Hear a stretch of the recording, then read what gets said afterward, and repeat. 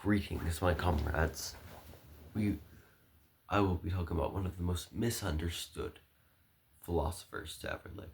And this guy also happens to be my favorite author, Friedrich Wilhelm Nietzsche. I used to have, also by the way, I used to have 2 copies of Beyond Good and Evil, but I sold one of them. But also, anyways, I've only read 3 books from Friedrich Nietzsche. Human All Too Human, which I have right now. Beyond Good and Evil, which I have right now. And Twilight of the Idols, which I just listened to as an audiobook. Enough of the preamble. Let's get to the life of my favorite author, Friedrich Wilhelm Nietzsche. Friedrich Wilhelm Nietzsche was born on October 15th, 1844, in Aachen, Prussia. His grandfather on his father's side published books defending Protestantism. Friedrich Nietzsche's father, who was Karl Ludwig Nietzsche, died when Friedrich Nietzsche was only, before he was 5. I'll put a picture of Friedrich Nietzsche's father up here. By the gods, this man looks pious. In 1850, Friedrich Nietzsche's family moved to Naumburg. During his time in Naumburg, he was quite educated and had what we would call a classical education. Then, in 1865, Friedrich Nietzsche started to attend the University of Leipzig for philology, which is basically linguistics, but more applicable. During his time at the University of Leipzig, he discovered the philosophy of Arthur Schopenhauer, who was from Poland.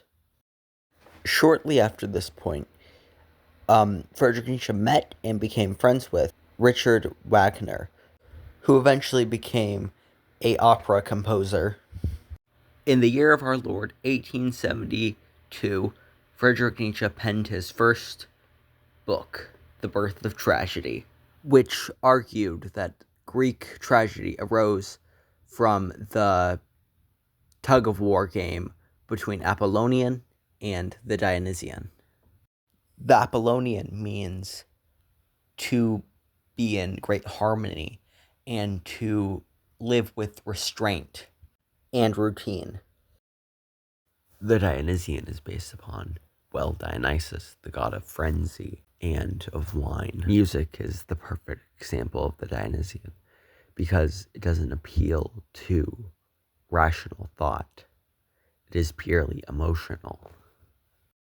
A person expressing a lot of Dionysian traits will blur the line between themselves and nature. The final 10 sections of The Birth of Tragedy are aphorisms. In 1877, Friedrich Nietzsche set up a house with his sister and friend, Peter Gast. And a year later, he published the book Human All Too Human, which I have read, and now I will explain what that book is about. In Human All Too Human, Friedrich Nietzsche writes about how we need something fake to live or to bring joy. And early in the book, he says, and I quote, "Such free spirits did not really exist, and never did exist, but I stood in need of them."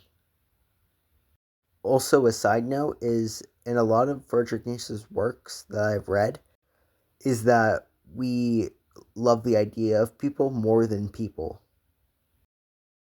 Also, there's several places in this book where Friedrich Nietzsche criticizes people that romanticize the past, which I am guilty of. During the 1880s, Friedrich Nietzsche started to have chronic pain, and his vision was getting bad. I will talk about his mental state later. In 1889, Friedrich Nietzsche wrote Twilight of the Idols, but it was not published till 1895, well of which the second chapter was a criticism of Socrates. One of his major criticisms was that Socrates only debated with people because he didn't have any power to do anything else.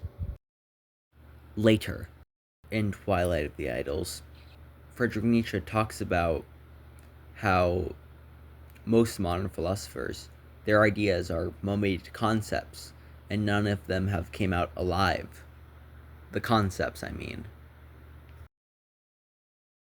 When staying in Italy in 1889, he collapsed in the town of Turin. This marked a mental decline. Shortly after, he was taken to an asylum in Basel. After that, he was in the care of his mother. And when Friedrich Nietzsche's mother died in 1897, he was in the care of his sister. To end this video on a happier note, I'll give a small crash course on Friedrich Nietzsche's philosophy. Also, during the making of this video, I chose to order The Joyous Science, or, well, when it was originally translated into English, it was The Gay Science. Yeah. So, Friedrich Nietzsche had this idea called the Übermensch, or Overman, or Superman, which is the next step in human evolution, according to him.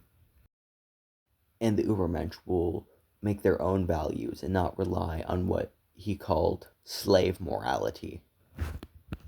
Also, it is a misconception that Friedrich Nietzsche was a proponent of nihilism.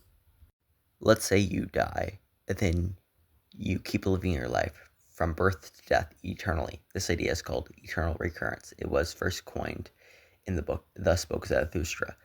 The idea of this concept isn't if it's true or not, it's how you feel about it.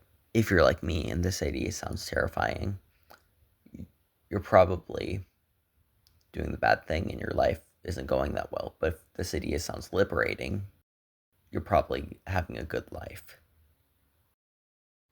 Thank you for watching this video.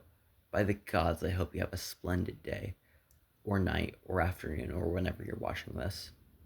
And peace be upon you.